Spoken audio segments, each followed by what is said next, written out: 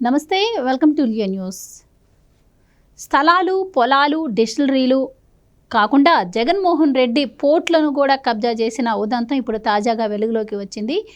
Kakinada port ద్వారా ration బియ్యం అక్రమంగా తరలిపోతుందని చెప్పి పవన్ కళ్యాణ్ గారు ఆరోపణలు చేసిన నేపథ్యంలో, తనిఖీ చేసిన నేపథ్యంలో ఇప్పుడు రేషన్ బియ్యం పక్కదారి పట్టి అసలు కాకినాడ పోర్టునే వైసీపీ గవర్నమెంట్ అప్పట్లో ఏ విధంగా అప్పటి డైరెక్టర్ని బెదిరించి కబ్జా చేసింది అన్న ఉదంతం అయితే వెలుగులోకి వచ్చింది. అయితే దీనికి సంబంధించి అప్పట్లో డైరెక్టర్గా ఉన్నటువంటి కేవీ రావు పోలీసులకు ఫిర్యాదు చేసిన నేపథ్యంలో ఇప్పుడు ఆ కేసును సిఐడికి ముఖ్యమంత్రి చంద్రబాబు గారు అయితే అప్పగించడం జరిగింది. దీంట్లో చాలామంది వైసీపీ నేతల పేర్లు అయితే వినిపిస్తూ ఉన్నాయి. ముఖ్యంగా దీంట్లో ఎవరెవరు ఇన్వాల్వ్ అయి ఉన్నారు, మరి పోర్టును కూడా చాలా తక్కువకి వీళ్ళు కబ్జా చేశారు, బెదిరించి తీసుకున్నారు అంటున్నారు. దీనికి సంబంధించి మరిన్ని వివరాలు తెలుసుకుందాం. మనతో పాటు ఉన్నారు senior political analyst KVV Prasad గారు. నమస్కారం. నమస్తే అమ్మా. సార్, జగన్మోహన్ రెడ్డి గారు మొన్నటి వరకు చూసాము రైతుల పొలాలు తీసుకుంటున్నారని, ల్యాండ్ టైటిలింగ్ యాక్ట్ ద్వారా తీసుకోవడానికి ట్రై చేశారని, ఇంకా స్థలాల గురించి అయితే చెప్పనవసరం లేదు, దాని గురించి కొత్త చట్టాన్ని తీసుకురావాల్సిన పరిస్థితి వచ్చింది. సో ఇప్పుడు తీరా చూస్తే పోర్టులు కూడా ఆయన బెదిరించి లాక్కోవటం చూస్తూ ఉన్నాయి. యాక్చువల్లీ మామూలుగా అయితే ఇలాంటి సినిమాలు జనరల్గా మూవీస్లోనే చూస్తూ ఉంటాము, కానీ జగన్మోహన్ రెడ్డి ఇది బయట కూడా జనానికి చూపించడం అయితే జరిగింది. ఇప్పుడు అసలు ఆంధ్రప్రదేశ్ ప్రజలందరూ కూడా షాక్ అవుతున్న పరిస్థితి. సో మొన్నటి వరకు ఆదాని కొనుగోలు కేసులో 1750 కోట్లు ముడుపులు అందాయని చెప్పి విన్నాం. ఇప్పుడు కాకినాడ పోర్టు. సో మీరేం చెప్తారు సార్ జగన్మోహన్ రెడ్డి కబ్జాల గురించి? దీంట్లో ఎవరెవరు ఇన్వాల్వ్ అయి ఉన్నారు అంటే? ఇప్పుడు మీరు మాట్లాడిన దాంట్లో ఒక చిన్న కరెక్షన్ అమ్మా. మనం సినిమాల్లో కూడా చూసాం, కానీ సినిమాల్లో కూడా ఈ విధంగా ఒక పోర్టుని కబ్జా చేసినట్టుగా వీళ్ళని కూడా చూడలేం మనం ఇంతవరకు. అంటే పోర్టుని ఇక్కడ కబ్జా చేసినట్టుగా కూడా ఏ సినిమాలో చూడలేం మనం. ఏదో ఒక ఇంటినో, ఒక స్థలాన్నో, లేకపోతే ఒక ఫ్యాక్టరీనో, ఒక మైన్స్నో. ఇప్పుడు కేజీఎఫ్ చూసాం, అంతా మైన్స్కి సంబంధించింది. కానీ మరి చూసారు ఇతను ఎంత ఘనపాటిగా చూశారు కదా. అదే శ్రీశ్రీ గారి ఒక కవిత ఉంటుంది మీకు, అగ్గిపుల్ల సబ్బుబిళ్ళ కుక్కపిల్ల కవిత కాదేది అనర్హం అని ఒకటి ఉంటుంది. అలాగా జగన్మోహన్ రెడ్డి కన్ను పడినా, జగన్మోహన్ రెడ్డి మనసు పడినా, సో నాకు తెలిసి బహుశా అతను సాధించలేనిది ఏది ఉండదేమో. అందుకునే ఈజ్ ద గ్రేట్. ఎందుకంటే సైకోని మించిన సైకో, తొగ్లక్ని మించిన తొగ్లక్కు, అలాగే ఇంత ప్రమాదకరమైన వ్యక్తిని ఎవరూ చూసుండం. అందుకునే పదే పదే గౌరవ ముఖ్యమంత్రి గారు ఇది ఒక కేస్ స్టడీ అన్నప్పుడు నాకు ఆరంభంలో నాకు పెద్దగా అర్థం అవ్వాల. ఏంటి ఈయన కేస్ స్టడీ అంటున్నాడు అంటుకుంటే, నిజంగానే పెద్ద కేస్ స్టడీ ఇది. ప్రపంచవ్యాప్తంగానే కేస్ స్టడీ. మొన్నటి వరకు మన తెలుగు రాష్ట్రాల వరకు అనుకున్నాం, కానీ దేశవ్యాప్తంగా కాకుండా ఖండాంతరాలు దాటి ఇది ప్రపంచ దేశాల్లో కూడా ఇప్పుడు ఈ విధంగా ఒక పోర్టుని కబ్జా చేసిన ఉదంతం ప్రపంచ దేశంలో ఉన్న ఎంతోమంది పెద్ద పెద్ద నియంత్రులు ఉన్నారు. కిమ్ లాంటోడు ఉన్నాడు, లేకపోతే ఎంతోమంది ఇడి అమీన్ లాంటోడు ఉన్నాడు ఆఫ్రికన్ కంట్రీస్లో. ఇలాగే హిట్లర్, నెపోలియన్, ఇలాగ మురుసోలి ఎంతమందిని చూసాం మనం. కానీ ఈ విధంగా ఒక పోర్టునే కబ్జా చేసిన ఘనాపాటి ఈ భూప్రపంచంలో ఒక జీవి అంటూ ఉన్నాడంటే అది కేవలం ఈ జగనాసురుడు మాత్రమే. సో ఎంత దారుణం చూడమ్మా, ఎంత అన్యాయం చూడండి. ఇప్పుడు జగన్మోహన్ రెడ్డి అనుచరులు మనసు పడిన భవంతుల్ని లాగేసుకున్నారు, స్థలాలు, పొలాలు, ఇళ్ళు లాగేసుకున్నారు, మైన్స్ లాగేసుకున్నారు, రిసార్ట్స్ లాగేసుకున్నారు, హోటల్స్ లాగేసుకున్నారు. ఇలా చెప్పుకుంటూ పోతే మైన్స్ అన్నీ, కొన్ని ఫ్యాక్టరీలు అన్నీ, అలాగనే అన్ని రకాల కొన్ని వ్యాపారాలు లాభసాటిగా ఉన్నాయి. అలాగే రియల్ ఎస్టేట్ సంబంధించిన కొన్ని వెంచర్లు లాగేసుకున్నారు. సో ఈ రోజున ఒక పోర్టును లాక్కోవడం అంటే నిజంగానే ఇది ఒక ప్రపంచ వింత. ఇంతవరకు ఒక పోర్టుని కబ్జా చేసిన ఘనాపాటి ఎవడో కూడా ప్రపంచంలో లేడు. సో తన రికార్డులను తనే బద్దలు కొట్టుకుంటూ, తన రికార్డులకు దరిదాపుల్లో కూడా ఎవరూ లేకుండా, ఇప్పుడు కొంతమందిని చూసుంటాం, కొంతమంది క్రికెటర్ని చూసుంటాం. సో విరాట్ కోహ్లీ అనో, లేదా సచిన్ తెండూల్కర్ అనో, కపిల్ దేవ్ అనో, గవాస్కర్ అనో, ఇలా కొంతమంది పెక్యులర్ ఉంటారు. సో వాళ్ళ రికార్డ్స్ని బదులు చేయడం చాలా కష్టం. ఇప్పుడు ధోని అనో ఇలా ఉంటుందన్నమాట. అంటే ఏంటి, వాళ్ళు నగ్గిన విజయాలు కానీ, లేకపోతే వాళ్ళు కొట్టిన సెంచరీలు కానీ, వాళ్ళు తీసిన వికెట్లు కానీ, లేకపోతే వాళ్ళ మ్యాచ్లో వాళ్ళు చూపించే పెర్ఫార్మెన్స్ కానీ. బట్ ఎంత గొప్పటి ఘనాపాటి, ఎంతవరకు జగన్మోహన్ రెడ్డికి ఇంకొకటి ధీటుగా ఒకడున్నాడు, ఇదిగో వీడు ఈక్వల్ టు జగన్మోహన్ రెడ్డిలాగా వీడు ఒక దుర్మార్గుడే, వీడు ఒక కబ్జాదారుడే అని చెప్పుకోవడానికి దరిదాపుల్లో కూడా ఎవరూ లేకుండా ఎంత పెద్ద రికార్డుని సొంతం చేసుకున్నాడో మీరు చూడండి. సో ఏదేమైనా ఇవన్నీ చూస్తుంటే ఇప్పుడు కేవీ రావు గారు బయటకు వచ్చారు కాబట్టి కంప్లైంట్ ఇచ్చారు కాబట్టి ఈరోజు నిధులు చేస్తున్నాం.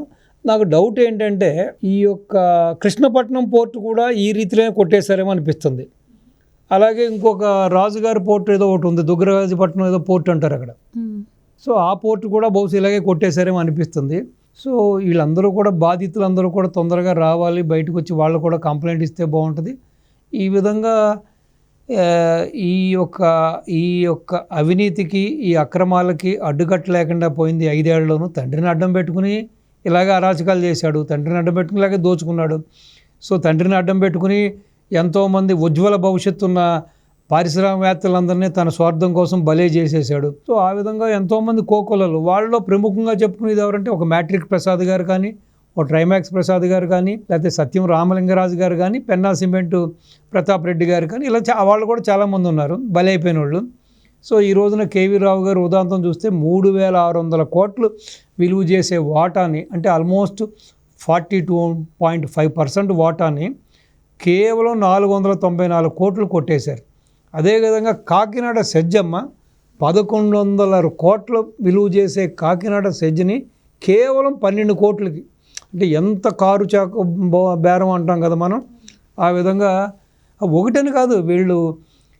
ఇప్పుడు దీంట్లో కూడా చూస్తే వాళ్ళ బాబాయ్, సొంత బాబాయ్ వైవి సుబ్బారెడ్డి కొడుకు వై విక్రాంత్ రెడ్డి ఉన్నాడు A1 గాను, తర్వాత A2గా తన కేసుల్లోనూ తన అవినీతిలోనూ A2 ఎవరైతే ఉన్నాడో కేటుగాడు, విజయసాయిరెడ్డి ఏమో A2, అలాగే A3గానేమో ఆ కేటుగాడి ఒక అల్లుడు ఉన్నాడు శరత్చంద్రారెడ్డి అని. అదేవిధంగానేమో A4 ఏమో ఎవరో ఒక అతను తమిళన్ ఉన్నాడు, అతను శ్రీధర్ సంతానం అంట. అలాగే A4గా చూస్తే అరబిందోకి సంబంధించిన ఆ డైరెక్టర్సు, ఆ స్టాఫ్ వీళ్ళందరూ ఉన్నారు. మొత్తం 5 మీద అయితే సో రకరకాల సెక్షన్ల కింద కేసులు అయితే పెట్టడం జరిగింది ఈ సిఐడి వాళ్ళు కూడా. సో ఇన్ని అక్రమాలు, ఇన్ని దుర్మార్గాలు చేస్తుంటే నిన్న ఒక అధికార ప్రతినిధి, ఆయన పేరు పుట్టా శివశంకర్ రెడ్డి అంట, పుత్తా శివశంకర్ రెడ్డి, ఆయన పాపం చాలా రోజుల తర్వాత బయటకు వచ్చాడు. ఆయన అసలు ఏం ప్రభుత్వం ఇది, ఉమ్మడి ప్రభుత్వం, అసలు శాంతి భద్రతలు లేవు, అన్యాయాలు జరిగిపోతున్నాయి, అక్రమాలు జరిగిపోతున్నాయి, ఏకఛత్రాధిపత్యంగా నిర్ణయాలు తీసుకుంటున్నారు, అసలు ఇంత దుర్మార్గాలు జరిగిపోతున్నాయి, అసలు స్వేచ్ఛ లేదు డిజిటల్ మీడియా వాళ్ళకి కానీ, లేకపోతే మామూలుగా ఈ సోషల్ మీడియా వాళ్ళకి కానీ, మా నాయకులు ఎవరిని మాట్లాడనివ్వట్లేదు, రకరకాల కేసులు పెడుతున్నారు, ఇబ్బంది పెడుతున్నారు, అసలు ఇటువంటి గవర్నమెంట్ని ఎప్పుడూ చూడలేదు, ఈ అన్యాయాలు ఏంటి, అక్రమాలు ఏంటని పాపం ఆయన చాలాసేపు గొంతు నెప్పెట్టి వరకు కూడా ఆయన వాపోయాడు మీడియా సమావేశంలో. బహుశా మరి ఇవన్నీ వారి దృష్టికి తెల్లలేదా, ఇవన్నీ వారికి తెలియదా? మరి గత 5 ఏళ్ళుగా ఈ పుత్తా శివశంకర్ రెడ్డి గారు లేకపోతే ఏమైనా కుంభకర్ణుడిలాగా నిద్రపోయాడా? 5 ఏళ్ళు ఇప్పుడు నిద్రలేసి వచ్చాడా? ఇప్పుడు ఉమ్మడి ప్రభుత్వం మీద ఏదో విధంగా బురచాలనే ఆలోచన తప్పించి మరి ఇన్ని దుర్మార్గాలు జరిగినాయి, ఇన్ని అక్రమాలు జరిగినాయి. ఇప్పుడు కేవలం గ్లౌజులు అడిగిన డాక్టర్ ఏ విధంగా బలైపోయాడు. అండ్ ఇంకోటి సార్, పవన్ కళ్యాణ్ గారు రేషన్ బియ్యం అక్రమంగా వెళ్తుంది అని చెప్పి అకస్మాత్తుగా విజిట్కి వచ్చి సీజ్ ద షిప్ అని చెప్పడం జరిగింది. దానిపైన వైసీపీ నుంచి ప్రముఖులు చాలామంది కూడా కమెంట్స్ చేశారు, కమెంట్ చేస్తూ మాట్లాడటం కూడా మనం చూసాము. సో ఇప్పుడు ఎప్పుడైతే ఈ కాకినాడ పోర్ట్ని దౌర్జన్యంగా వీళ్ళు స్వాధీనం చేసుకున్నారు అన్న తర్వాత చాలామందికి, అంటే ఇక్కడ మిల్లర్లను కావచ్చు, అలాగే కార్పొరేషన్లు కావచ్చు, రేషన్ బియ్యం డీలర్లను కావచ్చు, వీటన్నింటినీ ఇంకా వీటి అక్రమ రవాణా కోసం ఇంకా పోర్టును కూడా స్వాధీనం చేసుకున్న పరిస్థితి ఇప్పుడు బయటకు వచ్చింది. అండ్ ఈ రేషన్ బియ్యం అక్రమ రవాణాలో మనం చాలామంది కొడాలి నాని పేరు, ద్వారంపూడి చంద్రశేఖర్ రెడ్డి గారి పేరు విన్నాము. అంటే ఈ గ్రూప్ మొత్తం చూస్తే ఇదంతా కూడా ప్రీ ప్లాన్డ్గా జరిగింది, ఆర్గనైజ్డ్ స్కామ్ అని క్లియర్గా కనిపిస్తుంది. ఆర్గనైజ్డ్ క్రైమ్ అమ్మది, ఆర్గనైజ్డ్ క్రైమ్ అని చెప్పి క్లియర్గా కనిపిస్తున్న పరిస్థితి అయితే ఇప్పుడు ఉంది. మరి ఇప్పుడు ఎవరైతే ఇప్పుడు కేవీ రావు గారు కంప్లైంట్ ఇచ్చాడో వీళ్ళందరూ తీసుకుంటే సో మెజార్టీ జగన్మోహన్ రెడ్డికి సంబంధించిన వాళ్ళు ఇక్కడ ఉన్నారు, అంతే కదా. సో కాబట్టి మనం అనుకున్న కొడాలి నాని వీళ్ళు కూడా జస్ట్ వాళ్ళు కూడా ఏదో చిన్న భాగస్వాములు అనుకోండి. ఇప్పుడు మేజర్గా ఇక్కడ క్రైమ్ చేసింది, ఆర్గనైజ్డ్ క్రైమ్ చేసింది Jagan and gang, Jagan family, దీంట్లో డౌట్ లేదు. అంటే ఒక పోర్టుని కబ్జా చేసేస్తే, ఒక పోర్టుని మరో ఆధీనంలో తీసుకుంటే ఇక్కడి నుంచి మనం ఏమేమి పంపిస్తున్నాం, ఎంత పంపిస్తున్నాం, ఏమేమి సరుకు పంపిస్తున్నాం అనేది ఎవరికి కూడా దాదాపు 1 కోటి టన్నులు వెళ్ళిందంట సార్ ఇప్పటి వరకు, అజామషి ఉండదు. నేను ఇప్పుడు నాకు డౌట్ వచ్చేది ఏంటంటే అమ్మ, బహుశా నాకు నేను అనుకునేది అంటే అసంప్షన్ అంటే చాలామంది మాట్లాడుకుంటున్నారు, ఒక్క రైస్ కూడా వెళ్ళలేదమ్మా ఇక్కడి నుంచి, ఒక్క రైసే కాదు, నాకు తెలిసి ఎర్రచందనం కూడా పంపించుంటారు. ఎందుకంటే పోర్టే వీళ్ళ ఆధీనంలోకి వచ్చింది కదా, ఎర్రచందనం పంపించుంటారు, అలాగే బాక్సైడ్ పంపించుంటారు, అలాగే ఎన్నో విలువైన ఖనిజాలు, ఎంతో గ్రానైటు, మన ఆంధ్ర ప్రాంతంలో ఎన్నో రకరకాల ఖనిజాలు ఉన్నాయి, న్యాచురల్ ఇవన్నీ ఉన్నాయి. సో ఇవన్నీ కూడా పంపించారమ్మా.